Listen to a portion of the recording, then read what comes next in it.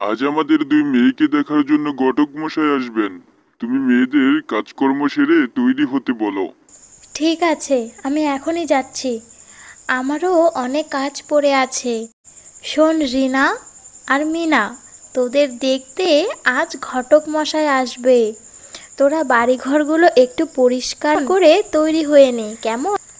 আমি এখন কোনো কাজ করতে পারবো না মা, আমার গায়ে ধুলো লাগবে। আর আমি এখন ফেসিয়াল করব। মা, আমি তোমার কাছে সাহায্য করে দিচ্ছি, চলো, পরে স্নান করে নেব। তোর বড় বোনকে দেখে কিছু শেখ। শ্বশুরবাড়ি গিয়ে এমন করলে কেউ ভালোবাসবে না। হয়েছে মা, তুমি চুপ করো। ও কেন যে আমার দিদি হলো, গেও একটা। ও কি ফ্যাশন বলতে কিছু বোঝে নাকি, খ্যাত কোথাকার। রিনা, ও তোর বড় বোন, কথাবার্তা যা বলবি সাবধানে বলবি। ও মা, ছাড়ো তো, বোনকে আর বকো না। চলো, কাজগুলো তাড়াতাড়ি শেষ করে ফেলি। কিছুক্ষণ পর। কি গো, ঘটক মশাই তো চলে এসেছে। মেয়েদের নিয়ে আসো তাড়াতাড়ি।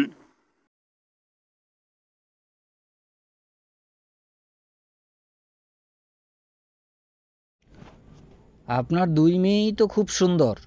তা ওদের নাম কি? বড় মেয়ের নাম মিনা আর ছোট মেয়ের নাম রিনা। তাহলে পাশের গ্রামের এক জমিদারের ছেলের সাথে আপনার বড় মেয়ের বিয়ে ঠিক করতে চাই। আপনি কি রাজি আছেন? হ্যাঁ, ঠিক আছে। তবে আমার ছোট মেয়ের জন্য একটা পাত্র খুঁজবেন, ছোট মেয়েকেও বিয়ে দিব। ছেলে তো আরেকটা আছে, তবে ছেলের নিজের বলতে কেউ নেই। বাবা মা মারা গেছে। ছেলেটা খুবই ভালো, পড়াশোনা শেষ করে এখন দোকান সামলায়। আচ্ছা ঘটক মশাই, ঠিক আছে, ছেলে ভালো হলেই ভালো। তোমরা সবসময় শুধু মিনার কথাই ভাবো। তোমাদের বড় মেয়েই মনে হয় তোমাদের কাছে সব। এ কি রিনা, তুই এভাবে কেন তোর বাবার সাথে কথা বলছিস? তাহলে আর কিভাবে বলবো মা? দিদিকে জমিদারের ছেলের সাথে বিয়ে দেবে, আর আমাকে এক অনাথ ভিখিরির কাছে? আমি কিছুতেই বিয়ে করব না। বাবা, এতদিন আমি তোমার কাছে কিছু চাইনি, কিন্তু আজ চাইছি। তুমি ওই জমিদারের ছেলের সাথে রিনার বিয়ে ঠিক করো, আর আমি ওই অনাথ ছেলেকে বিয়ে করতে রাজি আছি। রিনা, তুই আবারও ছোট মনের প্রমাণ দিলি। মা মিনা, দেখিস তুই ওই অনাথ ছেলের কাছেই সুখে থাকবি। দেখো মিনা, আমাদের দোকান থেকে যেটুকু রোজগার হয় সেটা দিয়ে আশা করি আমাদের দিন ভালোভাবেই কেটে যাবে। কিন্তু তোমাকে এত দামি দামি উপহার কিনে দিতে পারবো না। তুমি মন খারাপ করিও না। আমার এত দামি উপহার চাই না গো, শুধু আমাকে মন থেকে ভালোবাসো, তাহলেই হবে। আর তেমন কিছুই চাই না। আমি ছোট থাকতেই আমার বাবা মা মারা যায়। তারপর আমাকে আমার দাদু বড় করে তুলেছে। 5 বছর আগে দাদু আমাকে ছেড়ে চলে যায়। তবে এখন আর এত খারাপ লাগে না। এখন তো তুমি আমার পাশে আছো, তাই না?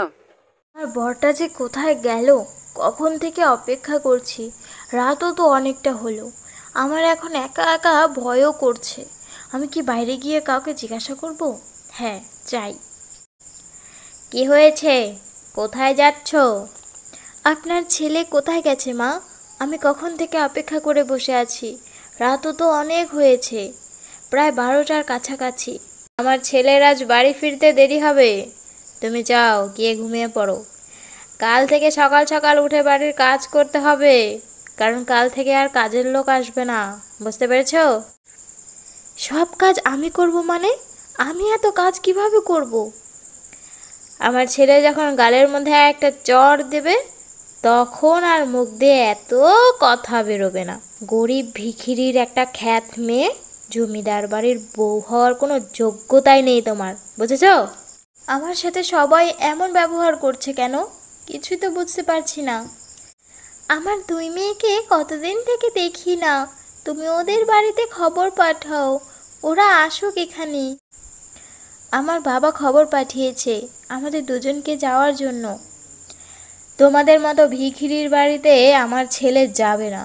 তুমি একাই যাও, আর ঘরে যে ফল রাখা আছে ওগুলো নিয়ে যাও। অত দামি ফল হয়তো তোমার বাবা মা কোনোদিন চোখেও দেখেনি। তুমি গাড়িতে ওসব কি রেখে এসেছো? হ্যাঁ, প্রথমবার শ্বশুর বাড়ি যাচ্ছি, একটু বাজার না করলে কি হয় বলো? মাছ, মাংস, মিষ্টি, দই, ফল সব কিছুই নিয়ে নাও। এবার চলো। ওই তো আমার মেয়েরা চলে এসেছে। কিরে রিনা, জামাই কোথায়? ওর শহরে কিছু কাজ আছে, তাই আসতে পারেনি। কি রে বোন, তুই কেমন আছিস? জানিস তোর জামাইবাবু আমাকে নূপুর উপহার দিয়েছে, অনেক সুন্দর দেখতে। দিদি আর জামাইবাবুকে দেখে তো মনে হচ্ছে ওরা অনেক সুখে আছে। আর দিদিকে নূপুরও দিয়েছে, আমাকে তো কিছুই দেয়নি। না না, এসব বুঝতে দেওয়া যাবে না। তোকে শুধু নূপুর দিয়েছে আর আমাকে কত ভারী ভারী সোনার গয়না দিয়েছে, পরে আসেনি, যদি হারিয়ে যায় তাই। পরের দিন সকালে। আজ তবে আসি মা, আমি গিয়ে আবার দোকান খুলবো। কয়েক মাস পর। রিনা মা, দেখ আমি তোকে দেখার জন্য চলে এসেছি। এ কি, আপনি এখানে এসেছেন কেন? আপনাকে কে আসতে বলেছে? হ্যাঁ মা, আমি তোমার অপমান আর সহ্য করতে পারছি না, আমাকে নিয়ে চলো মা, মিনাদির বাড়ি চলো, তারপর সব বলছি। মা, বোন, তোমরা হঠাৎ? কি হয়েছে মা? বোনের মুখটা অমন দেখাচ্ছে কেন? কি হয়েছে বোন, বল আমায়। দিদি, আমি লোভ করে জমিদারের ছেলেকে বিয়ে করেছি, সেই জন্য আজ আমি একটুও সুখী না। আমাকে তুই ক্ষমা করে দে দিদি। এখন আমি বুঝতে পারছি, শুধু নাম ডাক টাকা পয়সা থাকলেই সুখে থাকা যায় না, সুখে থাকতে গেলে ভালোবাসার দরকার। চুপ কর বোন, কাঁদিস না। তোর এমন পরিস্থিতি দেখে আমার খুব খারাপ লাগছে, কিন্তু দেখবি তোর বর ঠিক একদিন তোকে বুঝতে পারবে, তোকে এখান থেকে নিয়ে যাবে। চুপ কর বোন, আর কাঁদিস না। এতদিন থেকে এত কিছু হয়েছে আর তুই আমাদের কিছুই বলিসনি। বড়লোকদের টাকার অহংকার বেশি রে।